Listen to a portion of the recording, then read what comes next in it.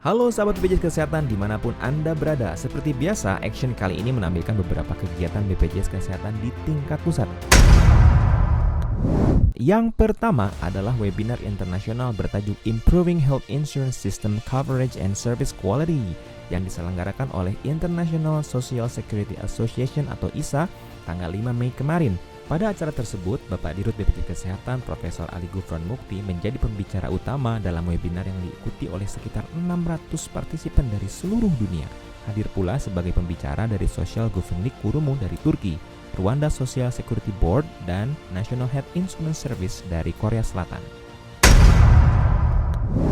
Selanjutnya adalah kegiatan audiensi dengan Rumah Sakit Haji Jakarta dan Siloam Hospital pada 7 Mei 2021.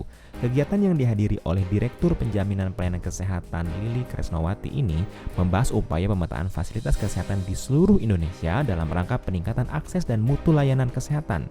Turut hadir pula Dirut BPJS Kesehatan yang menyampaikan pesan untuk seluruh rumah sakit agar memahami prinsip-prinsip pengelolaan pelayanan kesehatan dalam konteks managed care dan asuransi sosial.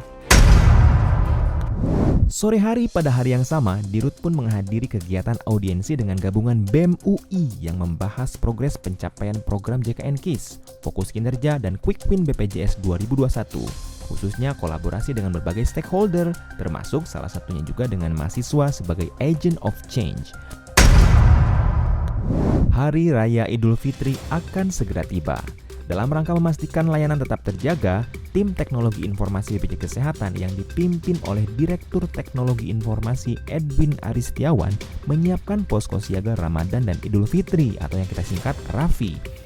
Adanya RAFI akan memastikan kelancaran sistem dan lalu lintas data pada aplikasi kepesertaan, aplikasi pelayanan di fasilitas kesehatan, dan aplikasi mobile seperti Mobile CKN, Cika, dan Pandawa tetap lancar demi kepentingan para peserta.